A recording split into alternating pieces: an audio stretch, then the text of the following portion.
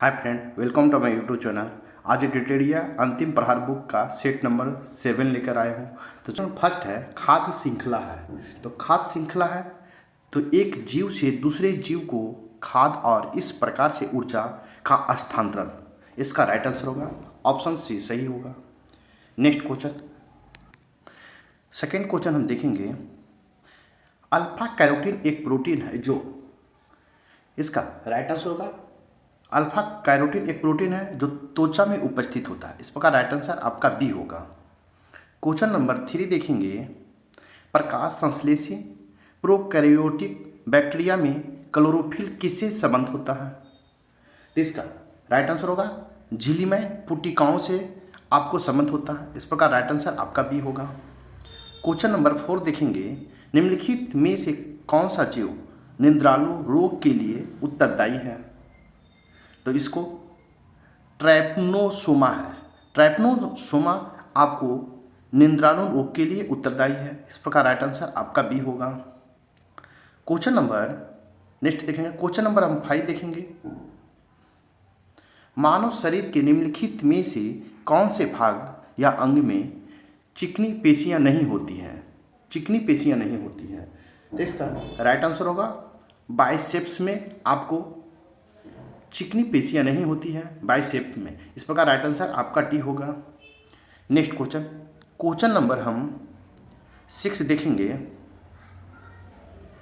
निम्नलिखित में से कौन सा कोशिकांग अंगक किसी कोशिका के आत्मघाती थैली के रूप में जाना जाता है? तो इसको लाइसोसोम को जाना जाता है। इस प्रकार राइट आंसर आपका ए होगा। नेक्स्ट क्वेश्चन देखेंगे। क्वेश्चन नंबर हम 7 देखेंगे। किसी प्राकृतिकवास में वनस्पति समूह के अनुक्रमिक विकास का सही क्रमिक चरण निम्नलिखित में से कौन सा है? तो इसका होगा अनावरण, प्रवासन, प्रतिस्पर्धा और स्थिरीकरण है। इस प्रकार राइट आंसर आपका सी होगा। नेक्स्ट क्वेश्चन, क्वेश्चन नंबर 8 देखेंगे। विद्युत धारा के बारे में निम्नलिखित कथनों पर विचार करें। एक में है या विद्युत आवेश के प्रवाह की दर है। 2 में इसकी एसआई इकाई एम्पियर है। 3 में यह एमीटर का उपयोग करके मापा जाता है। 4 में देखेंगे नीचे दिए कूट को सही विकल्प को चुनें। तो इसका राइट आंसर होगा आपको 1, 2 और 3 आपका राइट होगा। इस प्रकार राइट आंसर आपका डी होगा। क्वेश्चन नंबर 9 है। निम्नलिखित में से कौन सी एक संरचना जंतु कोशिकाओं में नहीं पाई जाती है? तो कहता है जंतु कोशिकाओं में कौन सी संरचना नहीं पाई जाती है? तो इसका राइट आंसर होगा कोशिका भित्ति नहीं पाई जाती है। इस प्रकार राइट आंसर आपका डी होगा। नेक्स्ट क्वेश्चन, क्वेश्चन नंबर हम 10 देखेंगे। मार्सिलिया फर्न और आश्रुपुच्छीय हर्सटेल निम्नलिखित में से किस पादप समूह का उदाहरण है? इसका राइट आंसर होगा आपको किस समूह का उदाहरण पूछा है। इसका राइट आंसर होगा टेरिडोफाइटा समूह का उदाहरण है आपको है। इस प्रकार राइट आंसर आपका ए होगा। नेक्स्ट क्वेश्चन, क्वेश्चन नंबर हम 11 देखेंगे। कोई कार एक समान वर्तुल गति से गुजरती है, कार का त्वरण क्या होगा? इसका राइट आंसर होगा आपको एक शून्योत्तर स्थिरांक होगा। इस प्रकार राइट आंसर आपका बी होगा। नेक्स्ट क्वेश्चन, क्वेश्चन नंबर हम 12 देखेंगे। आवर्धन क्या है? आवर्धन क्या है? तो इसका राइट आंसर होगा आपको नमूने का प्रक्षेपित आमाप तथा वास्तविक आमाप का अनुपात है। इस प्रकार राइट आंसर आपका बी होगा। नेक्स्ट क्वेश्चन, क्वेश्चन नंबर हम 13 देखेंगे। विभवांतर और विद्युत धारा के बीच संबंध के बारे में निम्नलिखित कथनों पर विचार करें। एक में है यह जॉर्ज साइमन ओम द्वारा दिया गया था। 2 में विभवांतर विद्युत धारा के सीधे अनुपातिक है। 3 में है इसका तापमान समान नहीं होता है। तो नीचे दिए कूट को सही विकल्प को चुनना है। कहता है विकल्प को चुनने के लिए तो आप इसमें चुनिए। तो इसका राइट आंसर हो जाएगा आपको केवल 1 और 2 सही होगा। 1 में है यह जॉर्ज साइमन ओम द्वारा दिया गया था, ये आपका सही है। और 2 में है विभवांतर विद्युत धारा के सीधे अनुपातिक है, ये भी आपका सही है। इस प्रकार राइट आंसर आपका ए होगा। 1 और 2 दोनों सही। इस प्रकार राइट आंसर ए होगा। नेक्स्ट क्वेश्चन देखेंगे। क्वेश्चन नंबर हम 12 देखेंगे। क्वेश्चन नंबर हम 14 देखेंगे। गर्मी के मौसम में लोग सूती कपड़े पहनना पसंद करते हैं। इस तथ्य का कारण यह है कि सूती वस्त्र क्या करता है? इसका राइट आंसर होगा करता है जल को अच्छे अवशोषक होते हैं, क्योंकि जल के अच्छे अवशोषक होते हैं। इस प्रकार राइट आंसर आपका ए होगा। कहता है गर्मी के मौसम में सूती कपड़े पहनना पसंद करते हैं, क्यों? क्योंकि जल के अवशोषक होते हैं, इसीलिए। इस प्रकार राइट आंसर आपका ए होगा। नेक्स्ट क्वेश्चन नंबर 15 देखेंगे। क्वेश्चन नंबर 15 देखेंगे। भूपृष्ठ के किसी भी स्थान पर चुंबकीय क्षेत्र की दिशा साधारणतः किस रूप में निर्दिष्ट की जाती है? इसका निर्दिष्ट की जाती है, इसका वो क्षेत्र का क्षैतिज घटक के रूप में आपको निर्दिष्ट की जाती है। इस प्रकार राइट आंसर आपका डी होगा। नेक्स्ट क्वेश्चन देखेंगे। क्वेश्चन नंबर हम 16 देखेंगे। निम्नलिखित में से किसमें ऊष्मा की हानि मुख्य रूप से संवहन के कारण नहीं होती है? तो संवहन के कारण नहीं होती है, तो इसका राइट होगा आपको कहता है ऊष्मा की हानि मुख्य रूप से संवहन के कारण नहीं होती है। तो इसका राइट आंसर होगा बल्ब के तंतु में धारा प्रवाह होने के कारण बल्ब के कांच की सतह गर्म होना। इस प्रकार राइट आंसर आपका डी होगा। नेक्स्ट क्वेश्चन देखेंगे। क्वेश्चन नंबर हम 17 देखेंगे। नेक्स्ट क्वेश्चन नंबर हम 17 देखेंगे। ऊष्मा हानि ऊष्मा वृद्धि का संबंध निम्नलिखित में से किससे निरूपित होता है? तो इसका राइट आंसर हो जाएगा आपको कैलोरीसीमिति के सिद्धांत से निरूपित होता है। ऊष्मा हानि ऊष्मा वृद्धि का संबंध निम्नलिखित में से किससे निरूपित होता है? तो राइट होगा कैलोरीमिति के सिद्धांत से। इस प्रकार राइट आंसर आपका सी होगा। नेक्स्ट क्वेश्चन नंबर हम 18 देखेंगे। ध्वनि तरंगे निम्नलिखित में से किससे होकर नहीं गुजर सकती है? तो ध्वनि तरंगे निम्नलिखित में से किससे होकर नहीं गुजर सकती हैं? इसका राइट आंसर हो जाएगा आपको डी, निवात में रखे हुए लकड़ी के खोखला पाइप से। कहता है निवात में रखे हुए लकड़ी के खोखला पाइप से आपको ध्वनि तरंगे होकर नहीं गुजर सकती। इस प्रकार राइट आंसर आपका डी होगा। नेक्स्ट क्वेश्चन नंबर हम 19 देखेंगे। बोस आइंस्टीन कंडेंसेट क्या है? कंडेंसेट क्या है? बोस आइंस्टीन कंडेंसेट क्या है? इसका राइट आंसर होगा द्रव की पश्चिमी अवस्था है। इस प्रकार राइट आंसर आपका बी होगा। नेक्स्ट क्वेश्चन नंबर हम देखेंगे 20। किसी द्रव के वाष्पन की दर किस पर निर्भर नहीं होता है? तो इसका किस पर निर्भर नहीं होता? तो इसका राइट आंसर होगा उसके द्रव्यमान पर निर्भर नहीं होता है। इस प्रकार राइट आंसर आपका सी होगा।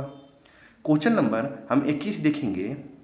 रदरफोर्ड के पतले स्वर्ण फर्म पर अल्फा कण प्रकीर्णन प्रयोग निम्नलिखित में से किसकी खोज के लिए उत्तरदायी है? कहता है रदरफोर्ड के पतले स्वर्ण फर्म पर अल्फा कण प्रकीर्णन प्रयोग निम्नलिखित में से किसकी खोज के लिए उत्तरदायी है? इसका राइट आंसर होगा परमाणु नाभिक की खोज के लिए उत्तरदायी। इस प्रकार राइट आंसर आपका सी होगा। नेक्स्ट क्वेश्चन नंबर हम 22 देखेंगे। वाष्पीकरण की दर बढ़ती है। तो वाष्पीकरण की दर बढ़ती है कब? इसका राइट आंसर हो जाएगा आपको पृष्ठीय क्षेत्रफल में वृद्धि होने से वाष्पीकरण की दर बढ़ती है। क्या? पृष्ठीय क्षेत्रफल में वृद्धि होने से। इस प्रकार राइट आंसर आपका ए होगा। नेक्स्ट क्वेश्चन नंबर हम 23 देखेंगे। क्वेश्चन नंबर 23 है मिश्रण के बारे में निम्नलिखित कथनों पर विचार कीजिए। एक में है एक पदार्थ को केवल भौतिक प्रक्रिया द्वारा अन्य प्रकार के द्रव्यों में विभक्त पृथक किया जा सकता है। 2 में घुले हुए सोडियम क्लोराइड को वाष्पीकरण की भौतिक प्रक्रिया द्वारा जल से पृथक किया जा सकता है। उपरोक्त में से कौन सा कथन सही है? इसका राइट आंसर होगा आपको केवल 2 सही है कि घुले हुए सोडियम क्लोराइड को वाष्पीकरण की भौतिक प्रक्रिया द्वारा जल से पृथक किया जा सकता है। तो पूछा कौन सा कथन सही? तो राइट आंसर आपका बी होगा। केवल 2 सत्य है। इस प्रकार राइट आंसर बी होगा। नेक्स्ट क्वेश्चन नंबर हम 24 देखेंगे। निम्नलिखित में से कौन सा कथन सही नहीं है? तो सही नहीं है पूछा है, तो इसका राइट आंसर हो जाएगा आपको संभारिक परमाणु वे होते हैं जिनका परमाणु क्रमांक समान होता है किंतु द्रव्यमान संख्या भिन्न होती है। ये आपका सही आंसर नहीं है। इस प्रकार राइट आंसर बी हो जाएगा, क्योंकि संभारिक परमाणु वे होते हैं जिनका द्रव्यमान संख्या समान परंतु परमाणु क्रमांक संख्या भिन्न होता है। ये आपका सही होगा, लेकिन आपका पूछा नहीं है तो राइट आंसर आपका बी होगा। नेक्स्ट क्वेश्चन, क्वेश्चन नंबर हम 25 देखेंगे। क्वेश्चन नंबर हम 25 देखेंगे, ग्रेफाइट में प्रत्येक कार्बन परमाणु 3 अन्य कार्बन परमाणुओं से आबंध कैसे बनाता है? तो इसका राइट आंसर होगा आपको उसी तल में एक षष्ठकोणीय विन्यास बनाकर बनाता है। कहता उसी तल में एक षष्ठकोणीय विन्यास बनाकर बनाता है। इस प्रकार राइट आंसर आपका बी होगा। नेक्स्ट क्वेश्चन, क्वेश्चन नंबर हम 26 देखेंगे, सिंथेटिक नैनो रोबोट के संदर्भ में निम्नलिखित कथनों पर विचार कीजिए। ए में है यह रोबोट परासरप तरंगों के माध्यम से संचालित किया जाता है। 2 में है यह रोबोट ट्यूमर के उपचार में काफ़ी प्रभावी सिद्ध हो सकता है। 3 में है यह रोबोट आकार में एक रक्त कोशिकाओं के बराबर है।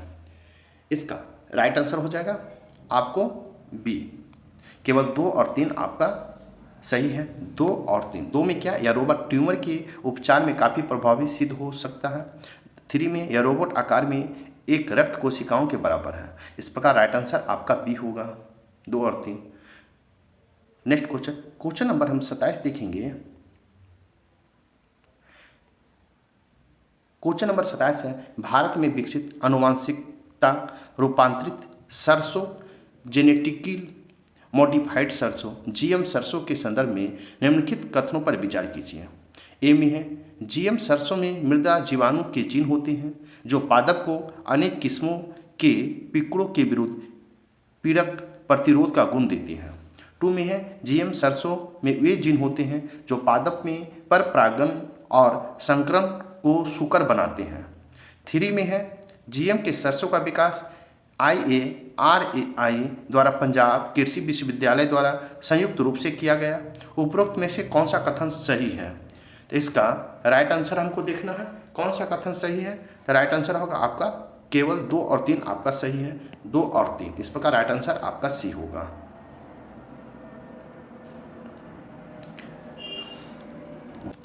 नेक्स्ट क्वेश्चन देखेंगे, क्वेश्चन नंबर 28 देखेंगे।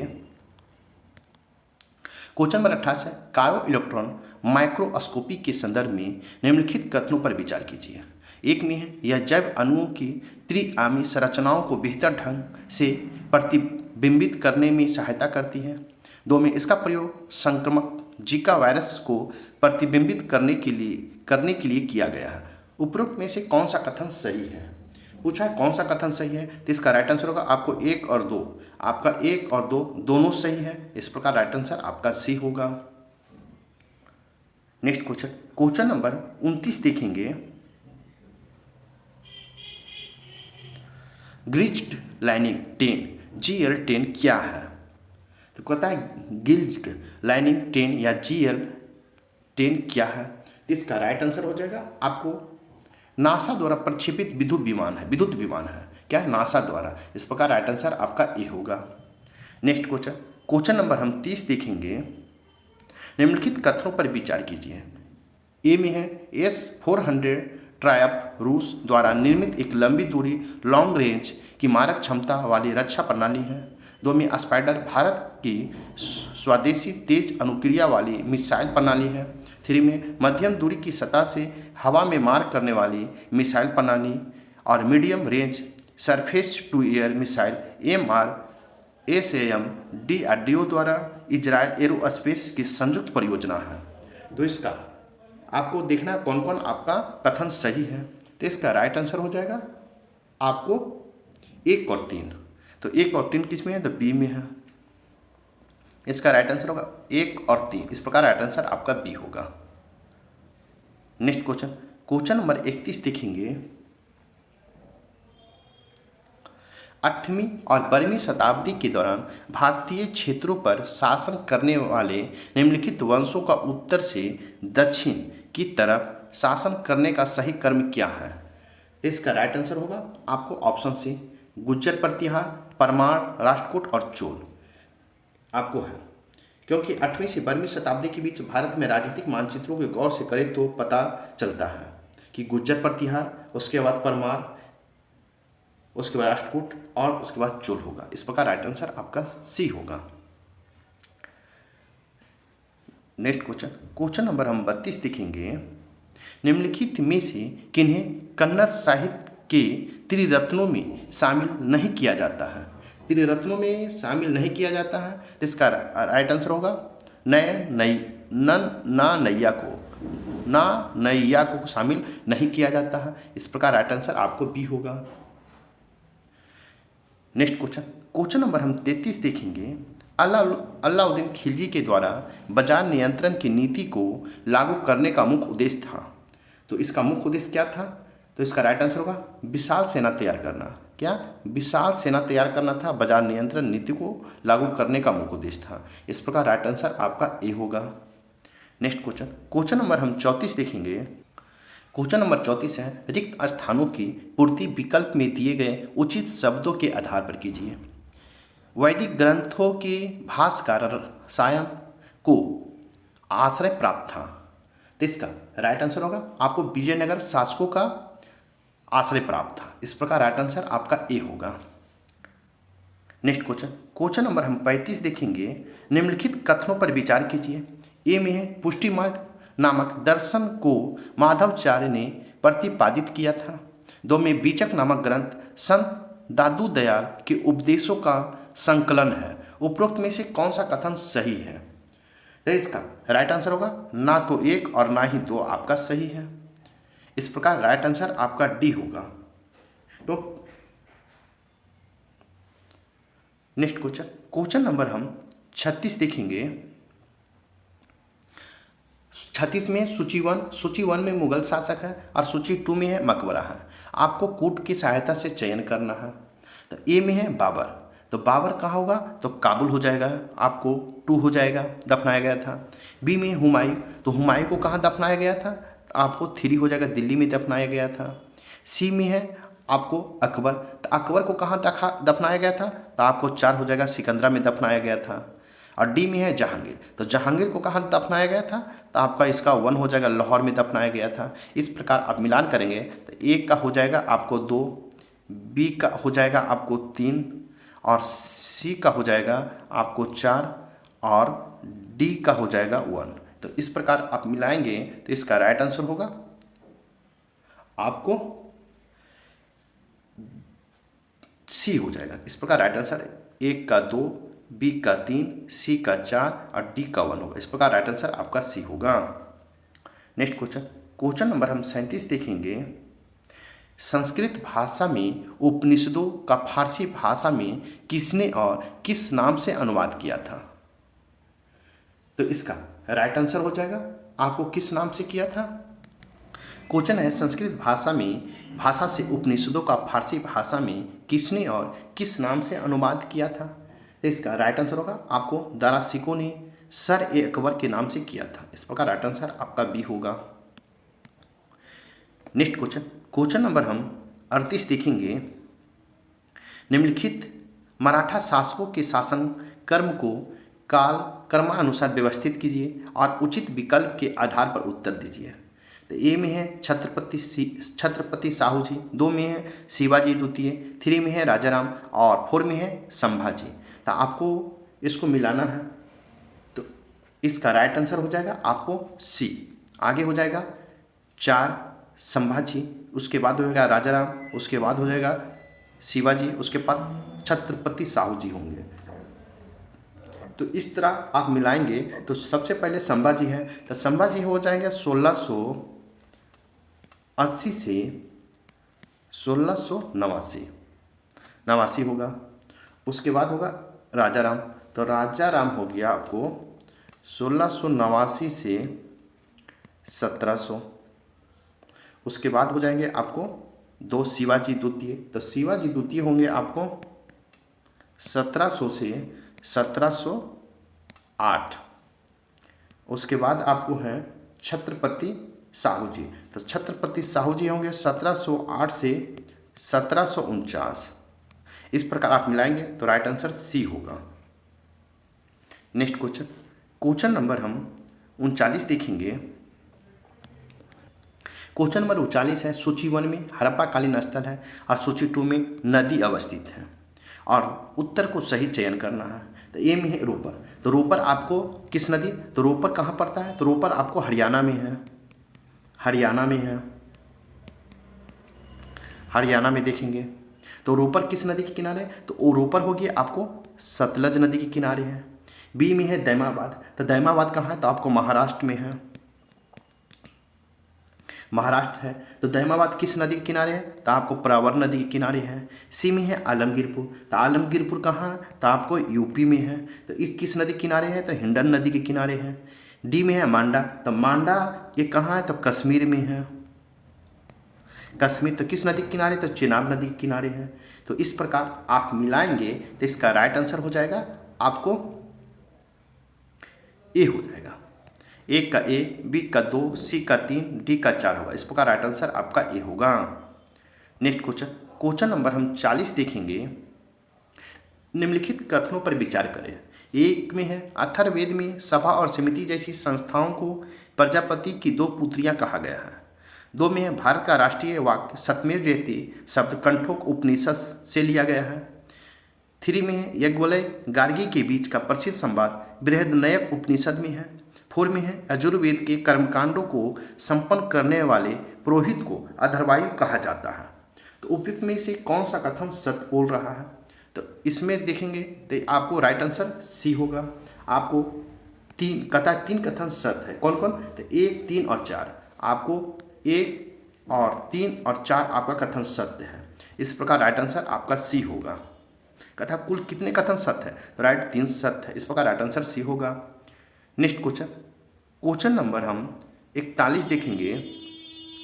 पाटलिपुत्र स्थित चंद्रगुप्त, क्वेश्चन नंबर 41 है पाटलिपुत्र स्थित चंद्रगुप्त के राजप्रसाद लकड़ी से निर्मित को खोजने पता लगाने का श्रेय किसे दिया जाता है, इसका राइट आंसर होगा आपको बी, अस्पुनर को दिया जाता है। इस प्रकार राइट आंसर आपको बी होगा। कहता है पाटलिपुत्र चंद्रगुप्त का राजप्रसाद लकड़ी से निर्मित महल को खोजने का पता का श्रेय किसे दिया जाता था, अस्पुनर महोदय को दिया जाता है। इस प्रकार राइट आंसर आपका बी होगा।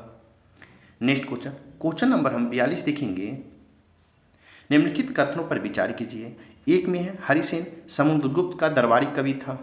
2 में है वह प्रयाग प्रशस्ति अभिलेख का रचयिता था। 3 में उसने देवकी चंद्रगुप्तम नामक महाकाव्य की रचना की थी। उपरोक्त में से कौन सा कथन सही है, आपको पूछा गया है कौन सा कथन सही है, तो इसका राइट आंसर होगा सी। आपको 1 और 2, आपको हरिसेन समुद्रगुप्त का दरबारी कवि था, ये आपका सही है। और उसके बाद 2 में है वह प्रयाग प्रशस्ति अभिलेख का रचयिता था, ये भी आपका सही है। इस प्रकार राइट आंसर आपका 1 और 2 सही रहने के कारण राइट आंसर सी होगा। नेक्स्ट क्वेश्चन, क्वेश्चन नंबर हम 43 देखेंगे। चोल शासन के अंतर्गत प्रायः मंदिरों के साथ एक विद्यालय भी संबंध होता था, ऐसे विद्यालय को क्या कहा जाता था, इसका राइट आंसर देखें। इसका राइट आंसर होगा घटिका कहा जाता था। इस प्रकार राइट आंसर ए होगा। कहता है चोल शासन के अंतर्गत प्राय मंदिरों के पास एक विद्यालय का संबंध होता था जिसे घटिका कहा जाता है। इस प्रकार राइट आंसर आपका ए होगा। नेक्स्ट क्वेश्चन, क्वेश्चन नंबर 44 देखेंगे। क्वेश्चन नंबर 44 देखेंगे। सूची 1 में प्राचीन भारतीय राजवंश है और सूची 2 में राजधानियां हैं, तो आपको इसमें मिलाना है। तो ए में है सतवाहन, तो सतवाहन वंश की राजधानी कहाँ थी, तो सतवाहन वंश की राजधानी आपको 2 हो जाएगा, पैठन था। बी में है कदम वंश, तो कदम वंश की राजधानी कहाँ था, तो आपको 4 हो जाएगा, वनवासी था। सी में है चंदेल वंश, तो चंदेल वंश की राजधानी कहाँ था, तो आपको 3 हो जाएगा, महोबा। और डी में है शुंग वंश, तो शुंग वंश की राजधानी कहाँ था, तो आपको 1 हो जाएगा, पाटलिपुत्र। तो इस प्रकार आप मिलाएंगे तो 1 का हो जाएगा 2, आपको बी का हो जाएगा 4 और सी का हो जाएगा आपको 3 और डी का हो जाएगा आपको 1। तो इस प्रकार मिलाएंगे तो हम देखेंगे इसका राइट आंसर क्या होगा, 2, 4, 3, 1 होगा। इस प्रकार राइट आंसर आपका बी होगा। नेक्स्ट क्वेश्चन, क्वेश्चन नंबर हम अब देखेंगे 45। क्वेश्चन नंबर 45 देखेंगे। ब्रिटिश ईस्ट इंडिया कंपनी ने भारत में अपनी पहली अस्थायी व्यापारिक कोठी कहाँ और कब स्थापित किया था, इसका राइट आंसर होगा सूरत में 1613 ईस्वी में आपको ब्रिटिश ईस्ट इंडिया कंपनी ने भारत में पहली अस्थायी व्यापारिक फैक्ट्री स्थापित किया था। कहाँ, सूरत, 1613 ईस्वी में। इस प्रकार राइट आंसर आपका सी होगा। नेक्स्ट क्वेश्चन, क्वेश्चन नंबर हम 46 देखेंगे। ब्रिटिश शासन का भारतीय रियासतों के प्रति अपनाई गई नीतियों का सही कर्म क्या था? तो इसका राइट आंसर हो जाएगा आपको सुरक्षा, क्या कहता है, सही कर्म क्या था? तो इसका राइट आंसर हो जाएगा सुरक्षा प्रकोष्ठ की नीति, अधीनस्थ पृथक की नीति, अधीनस्थ संघ की नीति और बराबर की संघ की नीति था। इस प्रकार राइट आंसर आपका बी होगा। नेक्स्ट क्वेश्चन देखेंगे, क्वेश्चन नंबर हम 47 देखेंगे। क्वेश्चन नंबर हम 47 देखेंगे, रिक्त स्थान की पूर्ति विकल्प में दिए गए उचित शब्द के आधार पर कीजिए। लॉर्ड विलियम बेंटिंक ने को ठगों को नियंत्रित करने के लिए नियुक्त किया था। कहता लॉर्ड विलियम बेंटिंक ने किन्हें ठगों को नियंत्रित करने के लिए नियुक्त किया था? तो इसका राइट आंसर होगा आपको कर्नल सलीमैन को नियुक्त किया था। इस प्रकार राइट आंसर आपको सी होगा। नेक्स्ट क्वेश्चन नंबर हम 48 देखेंगे। कथन ए और कारण आर पर विचार कीजिए तथा नीचे दिए गए विकल्प की सहायता से सही उत्तर को चयन कीजिए। कथन ए में है लॉर्ड डलहौजी ने 1856 ईस्वी में अवध रियासत का ब्रिटिश साम्राज्य में विलय कर लिया।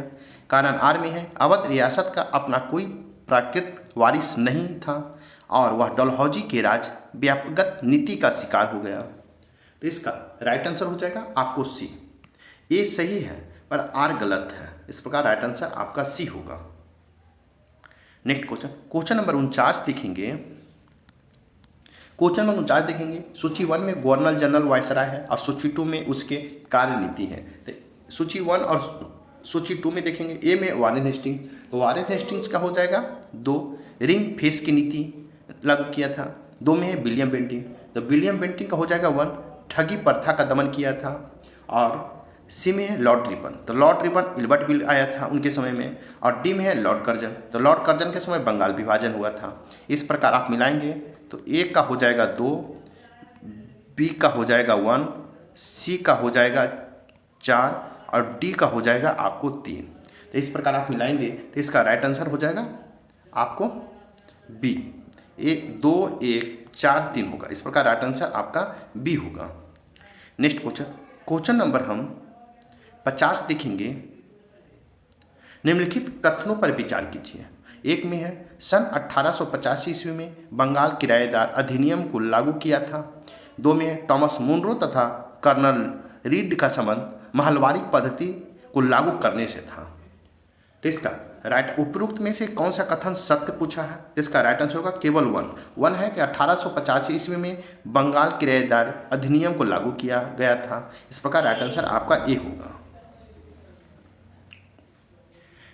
नेक्स्ट क्वेश्चन नंबर हम 51 देखेंगे। 1857 की क्रांति में दीवान मनी राम दत्त का संबंध किस क्षेत्र से था? तो इसका राइट आंसर होगा असम क्षेत्र से था। कहता है दीवान मनी राम दत्त का संबंध तो असम से था। इस प्रकार राइट आंसर आपका ए होगा। नेक्स्ट क्वेश्चन नंबर हम 52 देखेंगे। रिक्त स्थानों की पूर्ति विकल्प में दिए गए उचित शब्द के आधार पर कीजिए। खाली जगह में ईस्वी में बंगाल में ब्रिटिश रेजिडेंट खाली जगह के प्रत्ययों के फलस्वरूप बनारस में प्रथम संस्कृत कॉलेज खोला गया जिसका उद्देश्य हिंदू धर्म, साहित्य और कानून का अध्ययन करना था। तो आपको इसमें मिलान करना है। तो इसका आपको राइट हो जाएगा आपको डी, 1791 में जोनाथन डंगल। इस प्रकार राइट आंसर आपका डी होगा। नेक्स्ट क्वेश्चन नंबर हम 53 देखेंगे। निम्नलिखित प्रसिद्ध कथन किस विचारक का है? बुरे से बुरा देसी राज अच्छे से अच्छे विदेशी राज से अच्छा है। इसका राइट आंसर होगा आपको स्वामी दयानंद सरस्वती का है। कहता है बुरे से बुरी देसी राज और अच्छे से अच्छे विदेशी राज से अच्छा है। इस प्रकार राइट आंसर आपका बी होगा। नेक्स्ट क्वेश्चन नंबर हम 54 देखेंगे। क्वेश्चन नंबर 54 है राष्ट्रीय आंदोलन के दौरान हुए निम्नलिखित घटनाओं को काल क्रम अनुसार व्यवस्थित कीजिए।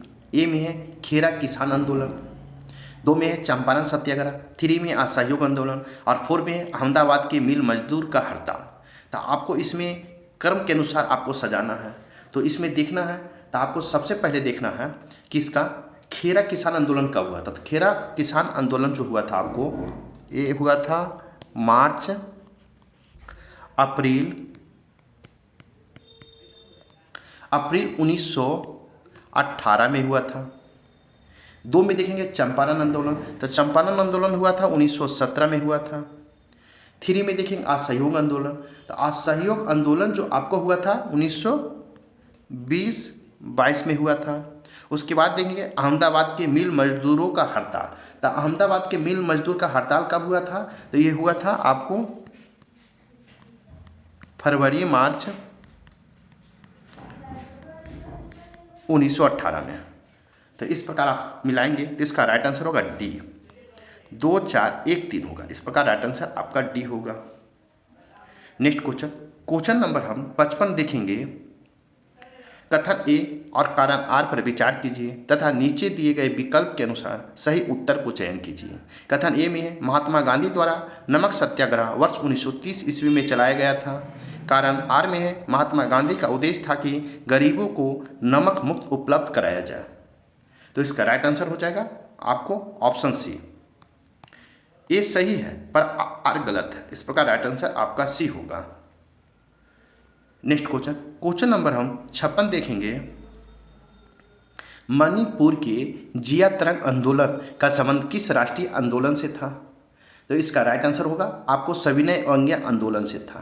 कहता है सविनय अवज्ञा आंदोलन 1930-32 ईस्वी में मणिपुर के जनजातियों ने भी सक्रिय भागीदारी दिखाई थी, जिसका संबंध जिया तरंग आंदोलन से था। इस प्रकार राइट आंसर आपका सी होगा। नेक्स्ट क्वेश्चन नंबर हम 57 देखेंगे। महात्मा गांधी द्वारा स्थापित हरिजन सेवक संघ के प्रथम अध्यक्ष कौन थे, तो इसका राइट आंसर होगा घनश्याम दास बिरला थे। कहता है हरिजन सेवक संघ के प्रथम अध्यक्ष, तो इसका राइट आंसर बी होगा, घनश्याम दास बिरला थे। इस प्रकार राइट आंसर बी होगा। नेक्स्ट क्वेश्चन नंबर 58 देखेंगे। कथन ए और कारण आर पर विचार करें तथा नीचे दिए गए विकल्प के आधार पर सही उत्तर को चयन करें। कथन ए में है वर्ष 1939 में सभी प्रांतों में कार्यरत कांग्रेसी मंत्रिमंडल ने त्यागपत्र दे दिया। कारण 2 आर में है कांग्रेस के द्वितीय विश्व युद्ध के संदर्भ में वायसराय के जर्मनी के विरुद्ध युद्ध घोषित कर देने का निर्णय को स्वीकार नहीं किया। इसका राइट आंसर हो जाएगा आपको ऑप्शन ए और आर दोनों सही है, आर ए की सही व्याख्या है। इस प्रकार राइट आंसर आपका ए होगा। नेक्स्ट क्वेश्चन देखेंगे। क्वेश्चन नंबर हम 59 देखेंगे। क्वेश्चन नंबर 59 देखेंगे। मुसलमानों के लिए अलग राष्ट्र के विचार का औपचारिक रूप से पहली बार प्रतिपादन किसने किया था, तो इसका राइट आंसर होगा सर मोहम्मद इकबाल ने प्रतिपादन किए थे कि मुसलमानों के लिए अलग राष्ट्र के विचार का औपचारिक रूप से पहली प्रतिपादन किसने किया था, तो सर मोहम्मद इकबाल ने किए थे। इस प्रकार राइट आंसर आपका सी होगा। नेक्स्ट क्वेश्चन नंबर हम 60 देखेंगे। क्वेश्चन नंबर 60 है वर्ष 1946 में भारत आने वाला कैबिनेट मिशन का नेतृत्व किसने किया था, इसका राइट आंसर होगा आपको कहता है 1946 में भारत आने वाला कैबिनेट मिशन का नेतृत्व किसने किया था, तो राइट होगा जॉन साइमन द्वारा किया गया था कैबिनेट मिशन का नेतृत्व। इस प्रकार राइट आंसर आपका सी होगा। नेक्स्ट क्वेश्चन नंबर हम 61 देखेंगे। 61 क्वेश्चन देखेंगे। सन 1773 के रेगुलेटिंग एक्ट के द्वारा बंगाल के गवर्नर को बंगाल का गवर्नर जनरल पद का नाम दिया गया एवं उसकी सहायता के लिए एक कार्यकारी परिषद का गठन किया गया था। उस कार्यकारी परिषद में कुल कितने सदस्य होते थे और उनका कार्यकाल कितना होता था, तो इसका राइट आंसर होगा आपको सी हो जाएगा, 4 सदस्य और 4 वर्ष का होता था। कहता है कार्यकारी परिषद में कुल कितने सदस्य और उनका कार्यकाल कितना होता था, तो 4 सदस्य होता था और 4 वर्ष का होता था। इस प्रकार राइट आंसर आपका सी होगा। नेक्स्ट क्वेश्चन नंबर 62 देखेंगे। निम्नलिखित कथनों पर विचार करें। ये में है भारत में न्यायिक पुनर्विलोकन की प्रणाली ब्रिटिश संसदीय प्रणाली के आधार पर अपनाया गया है। 2 में भारत के संविधान में उद्देशिका का विचार संयुक्त राज्य अमेरिका के संविधान से लिया गया है। उपयुक्त में से कौन सा कथन सही है, आपको पूछा गया कौन सा कथन सही है, तो इसका राइट आंसर होगा आपको 1 और 2 दोनों सही है। इस प्रकार राइट आंसर आपका सी होगा। नेक्स्ट क्वेश्चन नंबर हम 63 देखेंगे। कथन ए और कारण आर पर विचार करें तथा नीचे दिए गए विकल्प के आधार पर सही उत्तर को चयन कीजिए। कथन ए में है प्रथम संविधान संशोधन अधिनियम 1951 के द्वारा संविधान की 9वीं अनुसूची अंततः स्थापित की गई। कारण आर में है भारत में संविधान के द्वारा संसदीय सर्वोच्चता स्थापित की गई। इसका आपको मिलान करना है तो इसका राइट आंसर हो जाएगा आपको सी। आपको ए सही है पर आर गलत है, इस प्रकार राइट आंसर आपका सी होगा। नेक्स्ट क्वेश्चन नंबर हम 64 देखेंगे। भारत के संविधान के उद्देश्यों में से एक के रूप में आर्थिक न्याय का उपबंध कहाँ मिलता है? तो इसका राइट आंसर होगा आपको सी। उद्देश्य का और संविधान के भाग 4 में मिलता है। कहता है भारत के संविधान में उद्देश्यों में से एक के रूप में आर्थिक न्याय का उपबंध कहाँ से मिलता है? तो आपको सी। उद्देश्य का और संविधान के भाग 4 में मिलता है, इस प्रकार राइट आंसर आपका सी होगा। नेक्स्ट क्वेश्चन नंबर हम 65 देखेंगे। निम्नलिखित कथनों पर विचार कीजिए। एक में है भारत में राष्ट्रीय ध्वज की लंबाई और चौड़ाई का अनुपात 3:4 है। 2 में है भारत का राष्ट्रगान जन गण मन रविन्द्रनाथ टैगोर द्वारा रचित बांग्ला उपन्यास गोरा से उदित किया गया है। उपयुक्त में से कौन सा कथन सही है?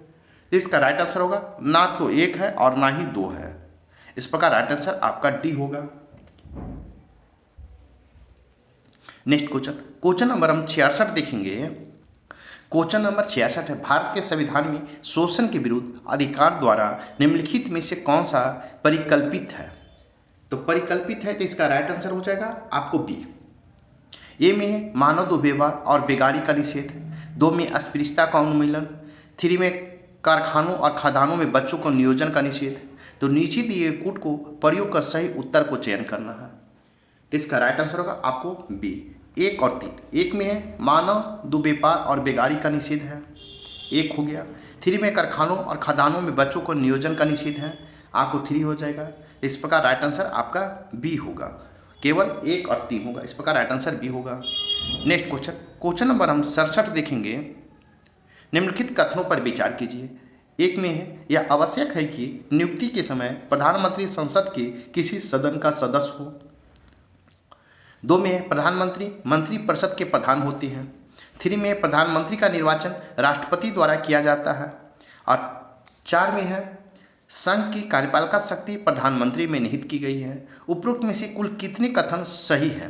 कहता है कितने कथन आपका सही है, तो इसका राइट आंसर हो जाएगा आपको केवल 1, इस प्रकार राइट आंसर 1 में है कि यह आवश्यक है कि नियुक्ति के समय प्रधानमंत्री संसद के किसी सदन का सदस्य हो, इस प्रकार राइट आंसर आपका ए होगा। नेक्स्ट क्वेश्चन नंबर हम 68 देखेंगे। सामान्यतः संसद के संयुक्त अधिवेशन की अध्यक्षता लोकसभा के अध्यक्ष द्वारा की जाती है, लेकिन किसी अपरिहार्य कारणवश लोकसभा के अध्यक्ष अनुपस्थित हो तब उस संयुक्त अधिवेशन की अध्यक्षता कौन करेगा? तो इसका राइट आंसर होगा लोकसभा के उपाध्यक्ष करेंगे, इस प्रकार राइट आंसर आपका सी होगा। नेक्स्ट क्वेश्चन नंबर 69 देखेंगे। भारत के उपराष्ट्रपति का निर्वाचन एक निर्वाचक मंडल द्वारा किया जाता है, इस निर्वाचक मंडल में कौन शामिल होते हैं? इसका राइट आंसर होगा आपको संसद के दोनों सदनों का सदस्य शामिल होते हैं, इस प्रकार राइट आंसर आपका ए होगा। नेक्स्ट क्वेश्चन नंबर 70 देखेंगे। क्वेश्चन नंबर 70 है एक ऐसी याचिका जो न्यायपालिका द्वारा जारी की जाती है तथा उसमें कार्यपालिका से कहा जाता है कि वह ऐसा कार्य करे जो उसे प्रदत्त शक्तियों के अंतर्गत अपेक्षित था, उस याचिका रिट को क्या कहा जाता है? इसका राइट आंसर होगा आपको ए मैंडेमस परमादेश कहा जाता है, इस प्रकार राइट आंसर आपका ए होगा। नेक्स्ट क्वेश्चन नंबर हम 72 देखेंगे। क्वेश्चन नंबर 71 है निम्नलिखित में से कौन सा कथन वैश्विक शासन के संदर्भ में ब्रिक्स के भू राजनीतिक महत्व का सबसे अच्छा वर्णन करता है? तो इसका राइट आंसर होगा आपको सी। ब्रिक्स उभरती अर्थव्यवस्थाओं के गठबंधन का प्रतिनिधित्व करता है जिसका उद्देश्य पश्चिमी शक्तियों के प्रभुत्व वाले वैश्विक शासन संरचनाओं में सुधार करना हो है, इस प्रकार राइट आंसर आपका सी है। नेक्स्ट क्वेश्चन नंबर हम 72 देखेंगे। निम्नलिखित कथनों पर विचार करें। 1 में भारत का लक्ष्य राष्ट्रीय हरित हाइड्रोजन मिशन जैसे पहलों के माध्यम से हरित हाइड्रोजन के लिए एक वैश्विक केंद्र बनाना है। 2 में हरित हाइड्रोजन दहन से कोई प्रदूषक उत्पन्न नहीं होता है, इसका राइट आंसर होगा आपको कहता है कौन सा कथन सही है, तो केवल एक होगा। एक में है भारत का लक्ष्य राष्ट्रीय हरित हाइड्रोजन मिशन जैसे पहलों के माध्यम से हरित हाइड्रोजन के लिए एक वैश्विक केंद्र बनाना है। इस प्रकार राइट आंसर आपका सिर्फ एक होगा। नेक्स्ट क्वेश्चन नंबर हम 73 देखेंगे। छठी अनुसूची में शामिल राज्यों के लिए निम्नलिखित में से कौन सा प्राथमिक लाभ है। इसका प्राथमिक लाभ पूछा गया है। इसका राइट आंसर होगा जिला परिषदों और क्षेत्रीय परिषदों के माध्यम से स्वायत्त शासन। इस प्रकार राइट आंसर आपका बी होगा। नेक्स्ट क्वेश्चन नंबर 74 है। कृत्रिम बुद्धिमत्ता AI का संदर्भ में तंत्रिका नेटवर्क से तात्पर्य है। तो इसका राइट आंसर होगा परस्पर जुड़े नोड्स की एक संरचना जो मानव मस्तिष्क द्वारा सूचना को संसाधित करने के तरीके की नकल करती है, जिससे पैटर्न पहचान और सीखने की अनुमति मिलती है। ये आपका राइट होगा। इस प्रकार राइट आंसर आपका बी होगा। इस प्रकार राइट आंसर आपका बी होगा। क्वेश्चन नंबर हम 75 देखेंगे। कुनमिंग मॉन्ट्रियल वैश्विक जैव विविधता फ्रेमवर्क के संदर्भ में निम्नलिखित कथनों पर विचार करें। एक में इसका प्राथमिक उद्देश्य 2030 तक जैव विविधता की हानि को रोकना और उसे उलटना है। टू में ढांचे में 30x30 लक्ष्य के लिए 2030 तक कार्बन उत्सर्जन में 30% की कमी की आवश्यकता है। 3 में इसके लिए विकासशील देशों को जैव विविधता संरक्षण के लिए वित्तीय जिम्मेदार का अधिक हिस्सा वहन करने की आवश्यकता है। उपयुक्त में से कितने कथन सत्य हैं। तो इसका राइट आंसर होगा आपको केवल एक कथन सत्य है। इस प्रकार राइट आंसर आपका ए होगा। नेक्स्ट क्वेश्चन नंबर हम 76 देखेंगे। क्वाड समूह के संबंध में निम्नलिखित कथनों पर विचार करें। ए में है भारत क्वाड के रणनीतिक उद्देश्यों को प्राप्त करने में साइबर सुरक्षा पहलों के लिए तकनीकी विशेषज्ञता प्रदान करता है। 2 में है मालाबार अभ्यास में क्वाड के देश शामिल हैं। 3 में यह एक संधि आधारित संगठन है जिसकी अध्यक्षता बारी बारी से होती है। उपयुक्त में से कितने कथन सत्य हैं। इसका राइट आंसर होगा केवल 2 कथन सत्य है। इस प्रकार राइट आंसर आपका बी होगा। नेक्स्ट क्वेश्चन नंबर 77 देखेंगे। निम्नलिखित कथनों पर विचार करें। एक में भारत में कालाजार रोग का कारक जीवाणु एस्चेरिचिया कोली है।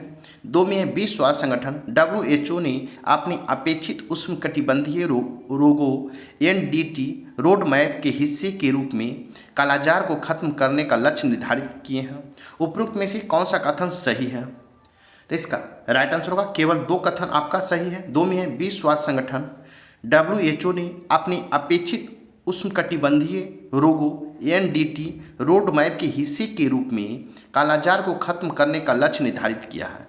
कथा सही है। इस प्रकार राइट आंसर आपका बी होगा। केवल 2 सही है। नेक्स्ट क्वेश्चन नंबर हम 78 देखेंगे। नेक्स्ट क्वेश्चन नंबर हम 78 देखेंगे। भारत के सर्वोच्च न्यायालय ने हाल ही में लेडी जस्टिस की एक नई प्रतिमा पेश की है। पारंपरिक चित्रण के विपरीत नई प्रतिभा की आंखों पर पट्टी नहीं बंधी है। आंखों पर पट्टी ना होना इस बात का प्रतीक है कि इसका राइट आंसर होगा आपको पारदर्शिता पर जोर और सामाजिक वास्तविकताओं और विविधता के बारे में न्यायपालिका की जागरूकता है। इस प्रकार राइट आंसर आपका बी होगा। नेक्स्ट क्वेश्चन नंबर 79 हम देखेंगे। निम्नलिखित कथनों पर विचार करें। ए में है गैलेथिया खाड़ी लक्षद्वीप में स्थित है। 2 में गैलेथिया खाड़ी में नए अंतर्राष्ट्रीय कंटेनर ट्रांसशिपमेंट पोर्ट ICTP को भारत के प्रमुख बंदरगाह के रूप में नामित किया गया है। उपरोक्त में से कौन सा कथन सत्य है। इसका राइट आंसर होगा केवल 2 आपका सत्य है। इस प्रकार राइट आंसर आपका बी होगा। क्वेश्चन नंबर 80 है। भारतीय प्रतिभूति एवं विनिमय बोर्ड सेबी द्वारा प्रस्तुत mutual fund light MF light ढांचे का उद्देश्य है। इसका राइट आंसर हो जाएगा आपको बी। छोटी परिसंपत्ति प्रबंधन कंपनियों के लिए विनियामक आवश्यकताओं को सरल बनाया जाएगा। इस प्रकार राइट आंसर आपका बी होगा। नेक्स्ट क्वेश्चन नंबर 81 हम देखेंगे।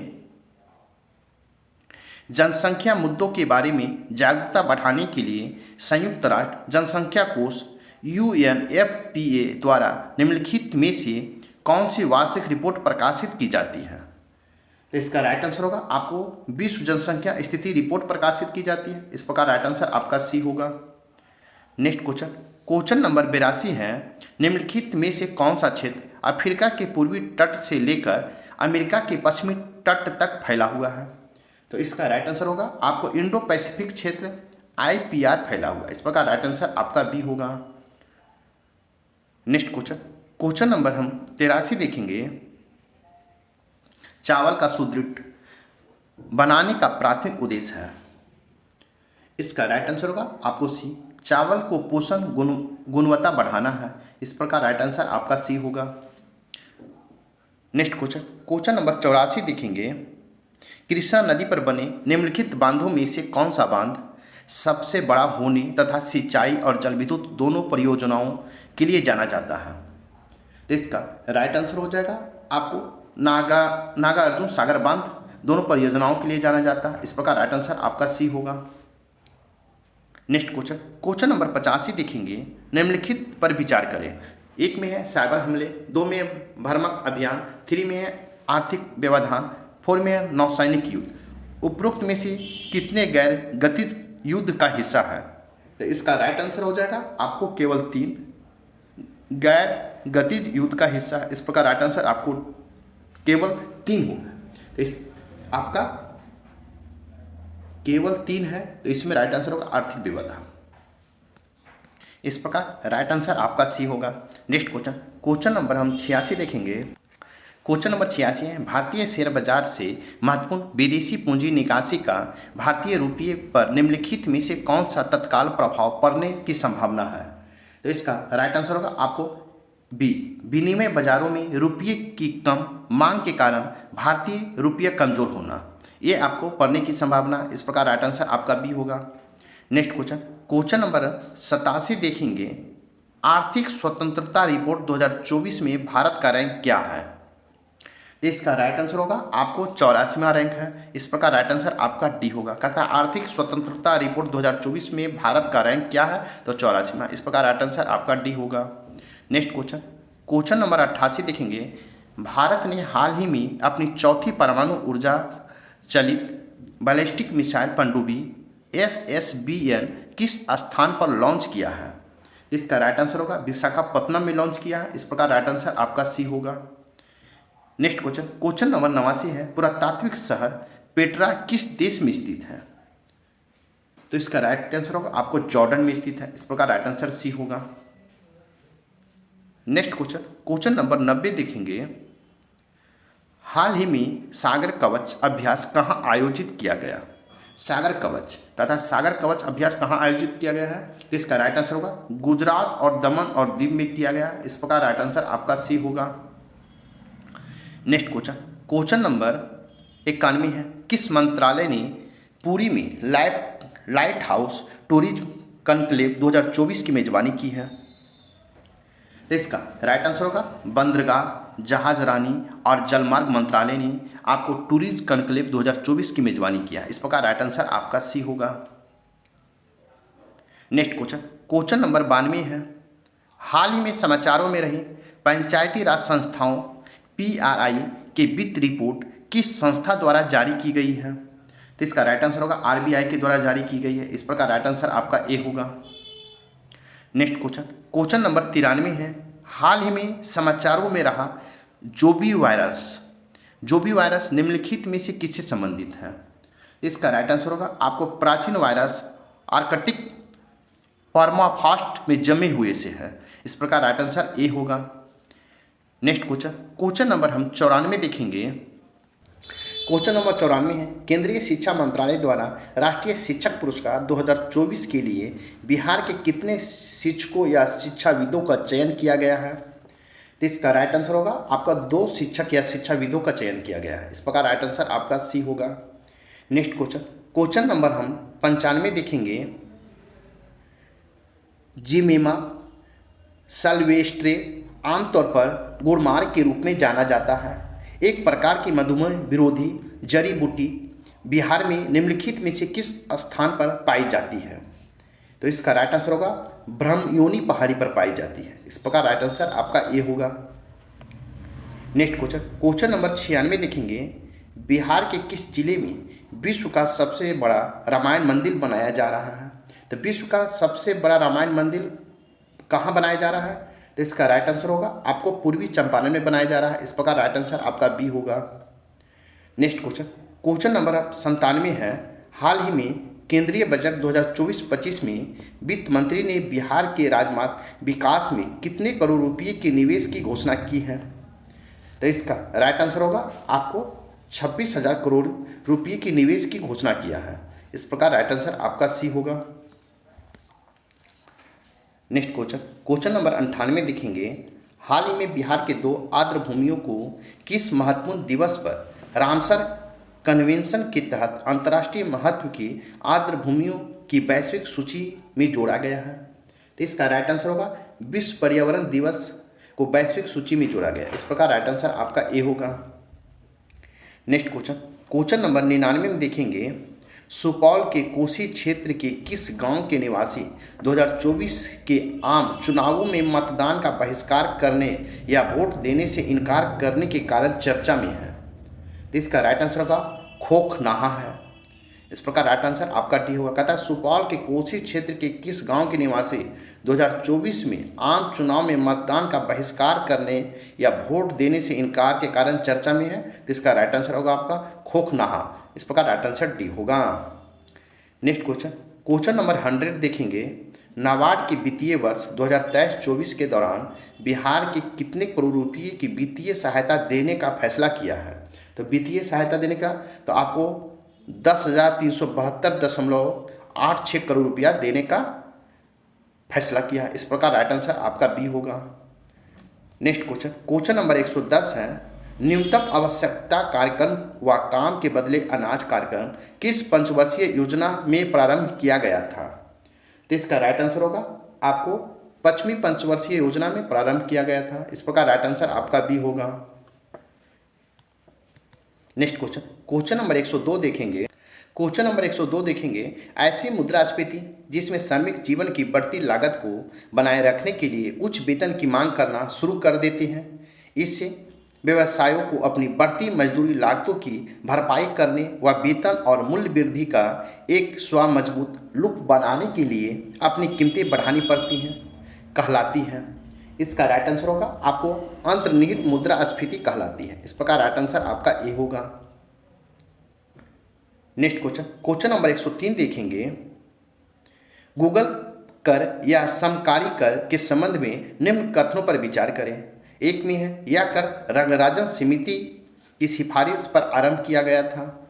2 में है, इस कर की शुरुआत वर्ष 2014 में की गई थी। सत्य कथन को चयन करना है। इसका राइट आंसर हो जाएगा आपको ना तो 1 और ना ही 2। इस प्रकार राइट आंसर आपका डी होगा। राइट आंसर आपका डी होगा। नेक्स्ट क्वेश्चन, क्वेश्चन नंबर 104 देखेंगे, संस्था बैंक स्थापना वर्ष है। ए में है भारतीय औद्योगिक विकास बैंक 1964। 2 में है यूनिट ट्रस्ट ऑफ इंडिया 1963। 3 में भारतीय खाद्य निगम 1965। उपरोक्त में से कितने युग्म सही सुमेलित हैं? तो इसका राइट आंसर होगा सभी सुमेलित है, तीनों आपको 1, 2 और 3 सभी सुमेलित है। इस प्रकार राइट आंसर आपका सी होगा। नेक्स्ट क्वेश्चन, क्वेश्चन नंबर 105 देखेंगे, राजकोषीय घाटे को नियंत्रित किया जा सकता है। 1 में है सब्सिडियों की व्यक्तिकरण से। 2 में सरकारी कर्मचारी को बोनस, एलटीसी, अवकाश, नकदीकरण आदि के संदर्भ में राजस्व व्यय में कमी से। 3 में अर्थव्यवस्था का कर आधार बढ़ाकर। 4 में कर चोरी रोककर। 5 में विनिवेश के माध्यम से सार्वजनिक क्षेत्र के उद्यमों को पुनर्गठन कर। तो इसका राइट आंसर हो जाएगा आपको ऑप्शन डी। आपको 1, 2, 3, 4 और 5 सभी कुछ सही है। इस प्रकार राइट आंसर आपका डी होगा। नेक्स्ट क्वेश्चन, क्वेश्चन नंबर 106 देखेंगे, मौद्रिक नीति समिति की संरचना के संबंध में निम्न कथनों पर विचार करें। तो 1 में है मौद्रिक नीति समिति में कुल 6 सदस्यों में से 3 सदस्य भारतीय रिजर्व बैंक से होते हैं। 2 में शेष 3 सदस्य सरकार द्वारा मनोनीत किया जाता है एवं ये पुनर्नियुक्ति के पात्र होते हैं। 3 में वित्त मंत्री मौद्रिक नीति समिति के पद अध्यक्ष होते हैं। उपरोक्त में कितने कथन सत्य है? इसका राइट आंसर होगा आपको केवल एक कथन सत्य है। इस प्रकार राइट आंसर ए होगा। नेक्स्ट क्वेश्चन, क्वेश्चन नंबर 107 देखेंगे। क्वेश्चन नंबर 107 है, निम्न कथनों पर विचार करें। एक में है, यदि किसी सूचीबद्ध कंपनी में निवेश 10% से कम होता है तो इसे पोर्टफोलियो निवेश कहा जाता है। दो में है, किसी सूचीबद्ध कंपनी में अगर शेयरधारिता 10% से कम हो जाती है तो एफडीआई पोर्टफोलियो निवेश में बदल जाएगा। सत्य कथन का चयन करना है। इसका राइट आंसर होगा आपको केवल एक, आपका एक सत्य है, इस प्रकार राइट आंसर आपका ए होगा। ए में है, यदि किसी सूचीबद्ध कंपनी में निवेश 10% से कम होता है तो इसे पोर्टफोलियो निवेश कहा जाता है, इस प्रकार राइट आंसर आपका ए होगा। नेक्स्ट क्वेश्चन, क्वेश्चन नंबर 108 हम देखेंगे। निम्न कथनों पर विचार करें। एक में है, भारत आईएमएफ अंतर्राष्ट्रीय मुद्रा कोष के संस्थापक सदस्य है। दो में, आईएमएफ केवल सदस्य राष्ट्रों को ऋण प्रदान करता है। थ्री में, आईएमएफ की स्थापना 27 दिसंबर 1945 को हुई थी। सत्य कथन का चयन करें। तो इसका राइट आंसर हो जाएगा ऑप्शन डी। उपयुक्त में आपका सभी हो जाएगा, सत्य है, इस प्रकार राइट आंसर आपका डी होगा। नेक्स्ट क्वेश्चन, क्वेश्चन नंबर 109 देखेंगे। आर्थिक विकास के बढ़ाने के लिए निम्न मात्रात्मक उपकरणों पर विचार करें। ए में है, नगद आरक्षित अनुपात को बढ़ाना चाहिए। दो में है, वैधानिक तरलता अनुपात को बढ़ाना चाहिए। थ्री में है, रेपो रेट को बढ़ाना चाहिए। फोर में है, रिवर्स रेपो रेट को घटाना चाहिए। फाइव में बैंक दर को बढ़ाना चाहिए। सिक्स में सरकारी प्रतिभूतियों को बेचना चाहिए। तो कूट का प्रयोग कर सत्य कथन को चयन करना है। तो इसका सत्य कथन को चयन करने का रहा है, तो इसका राइट आंसर हम देखेंगे। तो इसका राइट आंसर हो जाएगा बी, केवल 2 और 4। 2 में क्या है, वैधानिक तरलता अनुपात को घटाना चाहिए, और 4 में है, रिवर्स रेपो रेट को घटाना चाहिए। ये आपका 4 सही है, सत्य कथन, इस प्रकार राइट आंसर आपका बी होगा, केवल 2 और 4 होगा, इस प्रकार राइट आंसर बी होगा। नेक्स्ट क्वेश्चन, क्वेश्चन नंबर 110 देखेंगे। निम्नलिखित कथनों पर विचार करें। एक में है, नाममात्र प्रभावी विनिमय दर NRR में गिरावट रुपये की मजबूती को दर्शाती है। दो में है, वास्तविक प्रभावी विनिमय दर फ्री में वृद्धि व्यापार प्रतिस्पर्धा में सुधार को दर्शाती है। सत्य कथन को चयन करें। तो इसका राइट आंसर होगा केवल 2 है, वास्तविक प्रभावी विनिमय दर फ्री में वृद्धि व्यापार प्रतिस्पर्धा में सुधार को दर्शाती है, इस प्रकार राइट आंसर आपका बी होगा, केवल 2 आपका सत्य है, इस प्रकार राइट आंसर बी होगा। नेक्स्ट क्वेश्चन, क्वेश्चन नंबर 111 देखेंगे। कर्तन दहन प्रणाली है और देश और महादेश है। तो ए में है, आपको इसमें मिलान करना है। तो एक में है कानुको, तो मध्य अमेरिका। दो में है मिल्पा, मैक्सिको। थ्री में है मोसिले, मध्य अफ्रीका। थ्री में है लदांग, इंडोनेशिया। तो उपयुक्त में से कितने सही सुमेलित हैं, ये पूछा जा रहा है। तो इसका राइट आंसर होगा आपको केवल 3 सही है, इस प्रकार राइट आंसर आपका सी होगा। नेक्स्ट क्वेश्चन, क्वेश्चन नंबर 112 देखेंगे। क्वेश्चन नंबर 112 है, निम्न प्रकार के गुण किस कृषि के हैं। ए में है, एक प्रकार की वाणिज्यिक खेती है। दो में है, इस प्रकार की खेती में लंबे चौड़े क्षेत्र में एकल फसल बोई जाती है। थ्री में है, यह उद्योग और कृषि के बीच एक अंतर पृष्ठ है। फोर में है, यह कृषि व्यापक क्षेत्र में की जाती है जो अत्यधिक पूंजी और श्रमिकों की सहायता से की जाती है। तो इसका राइट आंसर होगा आपको कूट में है गहन जीविका कृषि। दो में है रोपण कृषि। थ्री में है प्रारंभिक जीविका निर्वाह कृषि, और डी में है झूम कृषि। इसका राइट आंसर होगा आपको रोपण कृषि, इस प्रकार राइट आंसर आपका बी होगा। नेक्स्ट क्वेश्चन, क्वेश्चन नंबर 113 है, निम्न में से कौन सर्वोत्तम प्रकार के लौ अयस्क है। कहता है निम्न में से कौन सर्वोत्तम प्रकार के लौ अयस्क है। तो इसका राइट आंसर होगा आपको मैग्नेटाइट सर्वोत्तम प्रकार के लौ अयस्क है, इस प्रकार राइट आंसर आपका ए होगा। नेक्स्ट क्वेश्चन, क्वेश्चन नंबर 114 है, निम्न कथनों पर विचार करें। एक में गोंडवाना कोयले जो धातु शोधन कोयला है के प्रमुख संसाधन मेघालय, असम, अरुणाचल प्रदेश व नागालैंड में पाया जाता है। टू में टर्शियरी कोयला जो लगभग 55 लाख वर्ष पुरानी है, वह मुख्यतः दामोदर घाटी, झड़िया, रानीगंज, बोकारो में स्थित है। तो सत्य कथन को चयन करना है। इसका राइट आंसर होगा आपको डी, ना तो 1 है और ना ही 2 है सर, इस प्रकार राइट आंसर आपका डी होगा। नेक्स्ट क्वेश्चन, क्वेश्चन नंबर 115 हम देखेंगे।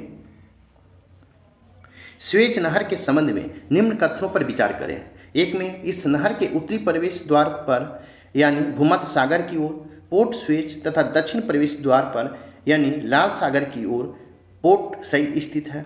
2 में इस नहर के उत्तरी भाग में ग्रेट बीटल झील, मध्य भाग में टिम्सा झील एवं दक्षिण भाग में लिटिल झील है। तो असत कथन को चयन करें। इसका राइट आंसर होगा आपको 1 और 2 दोनों होगा। इस प्रकार राइट आंसर आपका सी होगा। नेक्स्ट क्वेश्चन नंबर 116 देखेंगे। निम्न कथनों पर विचार करें। 1 में कांगो या जायरे नदी मकर रेखा को 2 बार काटती है। 2 में लिम्पोपो नदी विषुवत रेखा को 2 बार काटती है। 3 में माही नदी कर्क रेखा को 2 बार काटती है। उपरोक्त में से सत कथन को चयन करना है। इसका राइट आंसर होगा केवल 3 में माही नदी कर्क रेखा को 2 बार काटती है, ये आपका सही है। इस प्रकार राइट आंसर आपका सी होगा।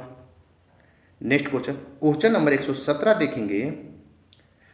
संयुक्त राष्ट्र समुद्री कानून संघ UNCLOS यूनिलोस, जिसे समुद्री कानून का सम्मेलन या समुद्री संघ का कानून भी कहा जाता है, किस वर्ष लागू हुआ?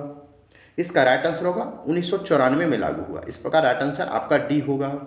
नेक्स्ट क्वेश्चन नंबर 118 देखेंगे। क्वेश्चन नंबर 118 है, निम्न कथनों पर विचार करिए। 1 में निवास स्थान एक क्षेत्र है जहां प्रजातियां रहती है और अन्य कारकों के अंतर क्रिया करती है। 2 में गर्त नीचे एक विचारधारा है कि जीव पर्यावरण हालतों में किस प्रकार रहते हैं, यह सर्वाइव करते हैं। 2 में निवास स्थल एक समय में असंख्य प्रजातियों की सहायता करते हैं, जबकि गर्त के समय एक प्रजाति की सहायता करता है। तो इसका आपको चुनना है। तो इसका राइट सत कथन को चुनना है। तो इसका राइट आंसर हो जाएगा आपको डी। 1, 2 और 3 आपका सभी सत्य है। इस प्रकार राइट आंसर डी होगा। नेक्स्ट क्वेश्चन नंबर 119 हम देखेंगे। उष्णकटिबंधीय चक्रवात का भिन्न क्षेत्रों में प्रचलित नाम के अनुसार सुमेलित युग्म है। 1 में हिंद महासागर चक्रवात, 2 में अटलांटिक महासागर हरिकेन, 3 में पश्चिमी प्रशांत महासागर तो टाइफून, 4 में पश्चिमी ऑस्ट्रेलिया विली विलीज। तो इसका राइट आंसर होगा आपका ऑप्शन डी। 1, 2, 3 और 4 आपका सभी सत्य। इस प्रकार राइट आंसर आपका डी होगा। नेक्स्ट क्वेश्चन नंबर 120 हम देखेंगे। कोपेन की जलवायु वर्गीकरण के अनुसार भूमध्यसागरीय जलवायु हेतु प्रयुक्त कूट कोड क्या है? इसका राइट आंसर होगा आपको CSA है। इस प्रकार राइट आंसर आपका सी होगा। क्वेश्चन नंबर 121 हम देखेंगे। महासागरीय लवणता को प्रभावित करने वाले कारकों में शामिल हैं। ए में है वाष्पीकरण, 2 में है वर्षण, 3 में है पवन, 4 में है महासागरीय धारा, 5 में है नदियों का जल। तो आपको कूट की सहायता से इसको बताना है। इसका राइट आंसर होगा ऑप्शन डी। 1, 2, 3, 4 और 5 होगा। इस प्रकार राइट आंसर आपका डी होगा। नेक्स्ट क्वेश्चन नंबर 122 है। निम्न विशेषता किस प्रकार की मृदा की है? इसका मृदा की है। ए में है इसका निर्माण मानसूनी जलवायु की आर्द्रता एवं शुष्कता के क्रमिक परिवर्तन के परिणाम स्वरूप उत्पन्न विशिष्ट परिस्थितियों में होता है। 2 में इसमें आयरन एवं सिलिका की बहुलता होती है। 3 में यह मिट्टी चाय, इलायची एवं काजू की खेती के लिए सर्वाधिक उपयुक्त है। इसका राइट आंसर होगा आपको राइट आंसर हो जाएगा लेटराइट मिट्टी हो जाएगा। इस प्रकार राइट आंसर आपको ए होगा। नेक्स्ट क्वेश्चन नंबर 123 हम देखेंगे। केंद्रीय रेशम अनुसंधान प्रशिक्षण संस्थान कहाँ अवस्थित है? इसका राइट आंसर होगा मैसूर एवं ब्रह्मपुर में स्थित है। इस प्रकार राइट आंसर आपका ए होगा। इस प्रकार राइट आंसर आपका ए होगा। नेक्स्ट क्वेश्चन नंबर 124 देखेंगे। क्वेश्चन नंबर 124 है। 2011 की जनगणना के अनुसार निम्न कथनों पर विचार करें। 1 में देश में सर्वाधिक अनुसूचित जनजाति एसटी जनसंख्या प्रतिशत वाले शीर्ष राज्यों में नागालैंड का प्रथम स्थान है। 2 में हरियाणा और पंजाब में कोई भी अनुसूचित जनजाति निवास नहीं करती है। तो सत्य कथन को चयन करें। तो इसका राइट आंसर हो जाएगा आपको केवल 2। राइट आंसर बी होगा। हरियाणा एवं पंजाब में कोई भी अनुसूचित जनजाति निवास नहीं करती है। इस प्रकार राइट आंसर आपका बी होगा। नेक्स्ट क्वेश्चन नंबर 125 हम देखेंगे। जयमंडल शब्द का प्रयोग सर्वप्रथम किनके द्वारा किया गया था? तो इसका राइट आंसर होगा आपको एडवर्ड सुयस द्वारा किया गया था। इस प्रकार राइट आंसर आपका बी होगा। क्वेश्चन नंबर 126 है। आपको यहाँ से मैथ और रीजनिंग शुरुआत होता है 10 क्वेश्चन। तो आपको ऑप्शन बता दिया जाएगा, इसे स्वयं बना लें। साथ ही मेरे वीडियो को लाइक कीजिए, शेयर कीजिए। अगर चैनल को सब्सक्राइब नहीं किए हैं तो सब्सक्राइब कर लें ताकि आने वाला वीडियो का नोटिफिकेशन मिल सके। तो देखिए क्वेश्चन नंबर 126 है, तो इसका राइट आंसर हो जाएगा, इसका राइट आंसर होगा बी। क्वेश्चन नंबर 127 हम देखेंगे, इसका राइट आंसर हो जाएगा आपको सी 50 मीटर। क्वेश्चन नंबर 128 है, तो इसका राइट आंसर हो जाएगा आपको बी 19/21। क्वेश्चन नंबर 29 हम देखेंगे, तो इसका राइट आंसर होगा आपको option A 3 kilometre. Question number 130 देखेंगे, तो इसका राइट आंसर हो जाएगा ऑप्शन डी, क्या होगा डी 33/1/3। नेक्स्ट क्वेश्चन नंबर 131 देखेंगे, तो इसका राइट आंसर होगा डी। क्वेश्चन नंबर 132 देखेंगे, तो इसका राइट आंसर होगा आपको ए 16/176। क्वेश्चन नंबर 133 देखेंगे, तो इसका राइट आंसर हो जाएगा डी 2। क्वेश्चन नंबर 134 देखेंगे, तो इसका राइट आंसर होगा डी 63। क्वेश्चन नंबर 135 देखेंगे, तो इसका राइट आंसर होगा बी 8। क्वेश्चन नंबर 136 है, वित्तीय वर्ष 2024-25 के लिए बिहार का अनुमानित पूंजीगत व्यय क्या है? इसका राइट आंसर होगा ऑप्शन सी 53,000। इसका राइट आंसर होगा 53,48,72 करोड़ रुपया। 53,000 आपको 48.72 करोड़ रुपया, इस प्रकार राइट आंसर सी होगा। नेक्स्ट क्वेश्चन नंबर 137 है, वर्ष 2024-25 के लिए बिहार का अनुमानित राजस्व अधिशेष कितना है? इसका राइट आंसर होगा आपको ऑप्शन सी, आपको सी होगा। इसका राइट आंसर होगा 1,01,21.41 करोड़ रुपया है, इस प्रकार राइट आंसर आपका सी होगा। नेक्स्ट क्वेश्चन नंबर 138 देखेंगे, वर्ष 2024-25 के लिए जीएसडीपी के प्रतिशत के रूप में बिहार का अनुमानित राजकोषीय घाटा कितना है? तो इसका राइट आंसर होगा आपको कितना है, तो 2.98% है, इस प्रकार राइट आंसर आपका बी होगा। नेक्स्ट क्वेश्चन नंबर 139 देखेंगे, बिहार के किस जिले में तेलहर कुंड जलप्रपात स्थित है? कौन सा? तेलहर जलकुंड प्रपात स्थित है, तो इसका राइट आंसर हो जाएगा आपको कैमूर में स्थित है, इस प्रकार राइट आंसर आपका सी होगा। नेक्स्ट क्वेश्चन नंबर 140 देखेंगे, गंगा, सोन और गंगा नदियों के संगम बिहार के किस जिले में स्थित है? तो इसका राइट आंसर होगा पटना जिले में स्थित है, इस प्रकार राइट आंसर आपका बी होगा।